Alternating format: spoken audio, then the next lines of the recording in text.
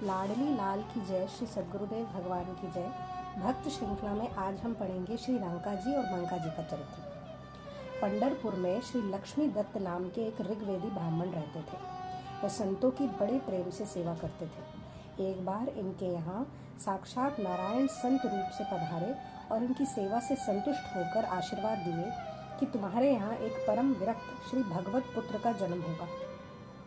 इनके अनुसार माघ शी शुक्ल द्वितीय गुरुवार संवत 1347 को धन लग्न में इनकी पत्नी रूपा देवी ने पुत्र रत्न को जन्म दिया। यही इनके पुत्र महाभागवत रांका जी हुए। पंढरपुर में वैशाख कृष्ण सप्तमी बुधवार संवत 1351 विक्रम को कर्क लग्न में श्री हरिदेव ब्राह्मण के घर एक कन्या ने जन्म लिया। इसी कन्या का विवाह समय आने पर श्री रंका जी से हुआ। रंका जी की इन्हीं पतिव्रता भक्तिमती पत्नी का नाम उनके प्रमुख वैराग्य एवं अनन्य अनुराग के कारण बांका हुआ। ये पति पत्नी दोनों ही भक्त थे, अतः बड़े सुचारू रूप से इनका भजन साधन चलता था। एक वैष्णव हो और एक अवैष्णव हो तो बड़ा धर्म संकट उपस्थित हो जाता है। भक्त रंका जी पति थे और श्री बांका जी पत्नी थी। ये दोनों भागवत पति पत्नी पंढरपुर में निवास करते थे। इन दोनों के हृदय में सिवा भगवान के और कुछ भी चाह नहीं थी। अचाह के हृदय में ही भगवान बसते हैं। अचाह जन ही सच्चे शहंशाह होते हैं। चाह मिटी चिंता मिटी मनुआ बेपरवाह, जाको कछु न चाहिए सोई शाहन के शाह। जब तक हृदय में किसी भी प्रकार की चाहना रहेगी तब तक प्रेम का अभ्युदय नहीं हो सकता।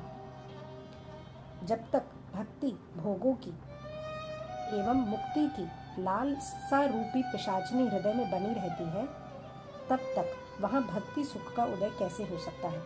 सत्य तो यह है कि हृदय में चाहना करने वाला भक्त कहा ही नहीं जा सकता। श्री प्रहलाद जी भी कहते हैं कि हे प्रभु, जो सेवक अपनी कामना को पूर्ण करने के लिए आपको भजता है वह सेवक नहीं, वह तो लेन देन करने वाला बनिया है। अतः श्री रांका जी बांका जी यद्यपि लोक दृष्टि से बड़े रंक थे और दरिद्र को यद्यपि सदा धन की चाह रहती है, परंतु इनके हृदय में किंचित भी चाह नहीं थी। इनकी रीति रहनी कुछ विलक्षण ही थी। जंगल से लकड़ियां बीनकर लाते और उन्हीं को बेचकर अपनी नित्य नवीन जीविका करते थे। केवल एक दिन के लिए ही श्रम करते, दूसरे दिन के लिए कुछ भी संग्रह नहीं करते। नित्य नवीन श्रम द्वारा अर्थोपार्जन करते और उदर पोषण करते। रोज कमाना, रोज खाना, रोज कुआं खोदना, रोज पानी पीना। हृदय में भगवान के स्वरूप का ध्यान करते रहते और भगवत ध्यान ही इनका जीवन था।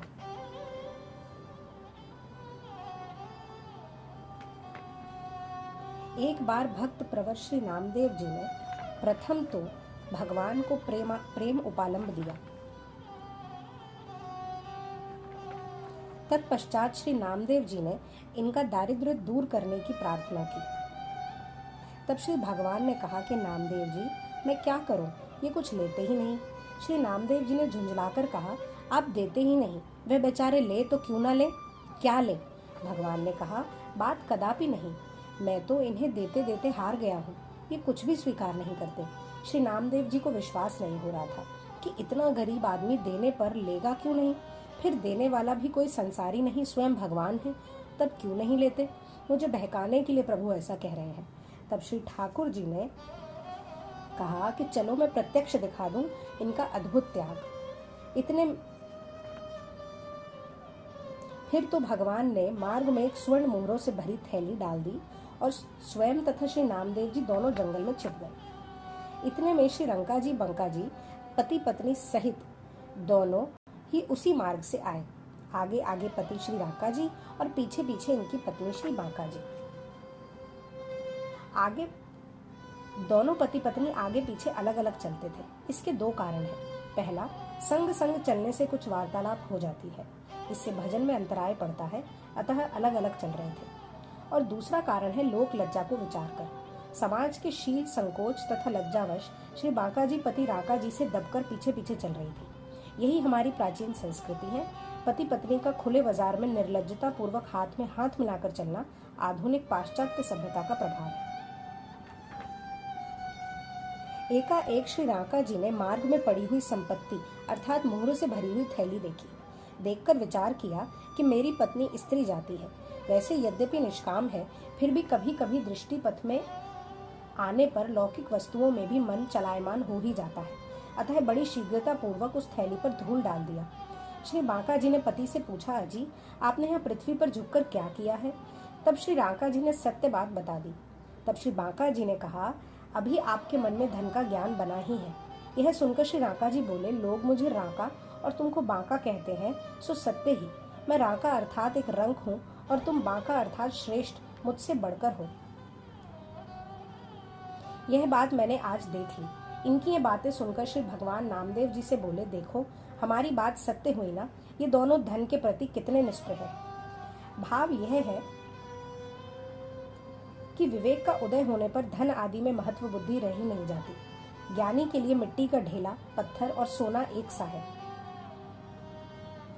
विवेकवान त्रिगुणातीत पुरुष निरंतर आत्म भाव में स्थित रहने वाला, दुख सुख को समान समझने वाला, मिट्टी पत्थर और स्वर्ण में समान भाव वाला, प्रिय और अप्रिय को बराबर समझने वाला, परम धैर्यवान तथा अपनी निंदा स्तुति में भी समान भाव वाला होता है। जो पर स्त्रियों को मातृ भाव से देखता है, पर द्रव्य को मिट्टी के ढेले के समान देखता है, सभी प्राणियों को आत्म भाव से देखता है, वह ज्ञानी है। श्री बांका जी ने कहा कि यदि आपका इस प्रकार का दृढ़ विवेक होता तो आप धूल पर धूल डालने का प्रयत्न नहीं करते। श्री बांका जी के इन वचनों से रांका जी को यह अनुभव हुआ कि जैसा नाम मेरा नाम रांका है, वैसे ही वस्तु तस्तु में ज्ञान रंक भी हूँ, और यह अपने नाम को चरितार्थ करती हुई मुझसे बढ़कर बांका ही है। कहते हैं कि उस दिन रांका बांका ने उपवास किया। उनको स्वर्ण मुद्राओं के दर्शन से बड़ी ग्लानि हुई कि भगवान का दर्शन ना होकर भगवान की माया का क्यों दर्शन हुआ। फिर उपवास के अनंतर दोनों ने यह सीख ली कि देखो माया का दर्शन मात्र करने से उपवास करना पड़ा। यदि कहीं स्पर्श कर लेते तो न जाने कौन सी गति होती, और ले लेने पर तो उद्धार ही असंभव हो जाता। अतः भूलकर भी माया की ओर नहीं देखना चाहिए। भगवान की जीत हुई और श्री नामदेव जी हार गए। फिर भगवान ने एक और बात कही कि यदि तुम्हारे मन में विशेष परिताप है कि श्री रांका जी और बांका जी की सहायता करनी ही चाहिए, तो चलो इनके लिए लकड़ी बटोरें। फिर श्री भगवान और श्री नामदेव जी ने लकड़ियां बटोरी। तद उपरांत श्री रांका जी और बांका जी लकड़ी बीनने आए तो जहां तहां लकड़ियों का ढेर देखा तो विचार किया कि हमसे पहले ही कोई बटोर गया है।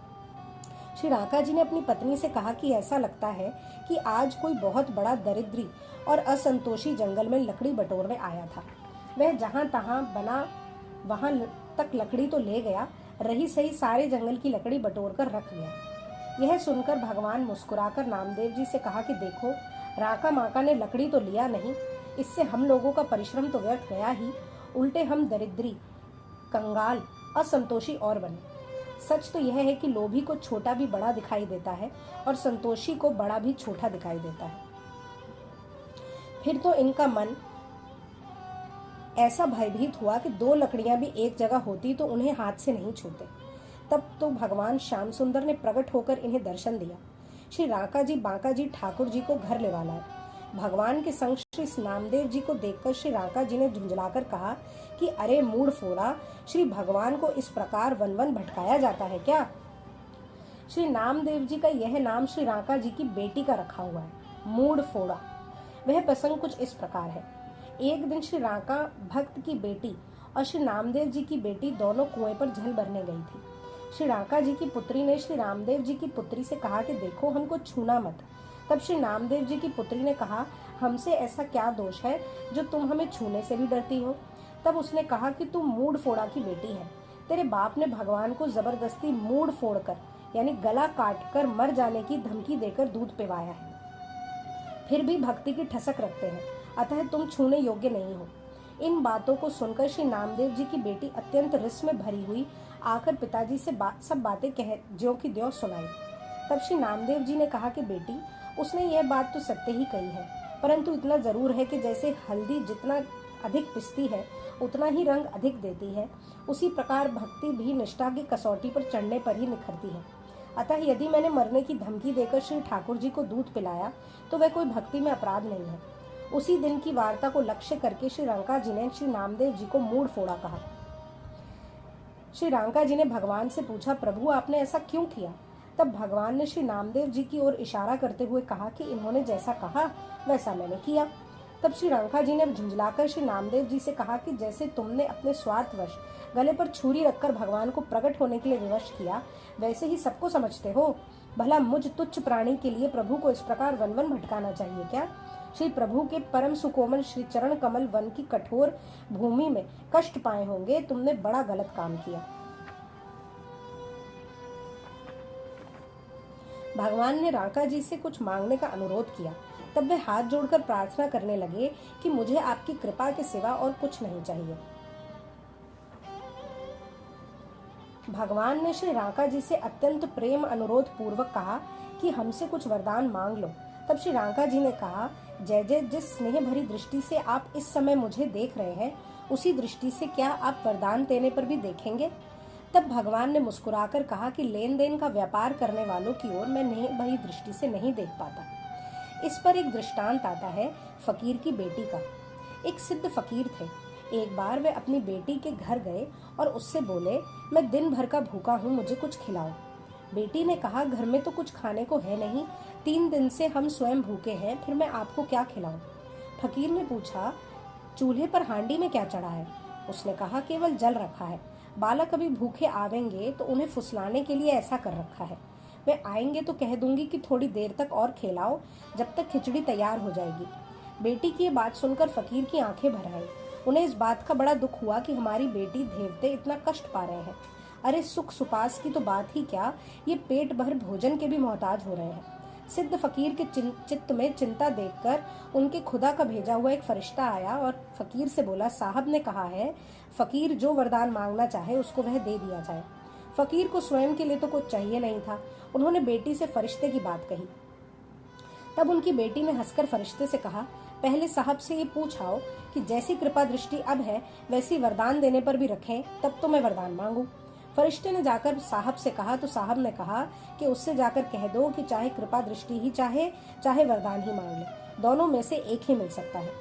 फरिश्ते ने आकर यह बात कही तो फकीर की बेटी ने कहा, जाकर साहब से कह दीजिए कि जिसके कारण हमें साहब की कृपा दृष्टि से वंचित होना पड़े, उस वरदान की हम त्रिकाल में चाहना नहीं करते। इसी प्रकार रांका बाका जी ने भी भगवान से कुछ नहीं मांगा।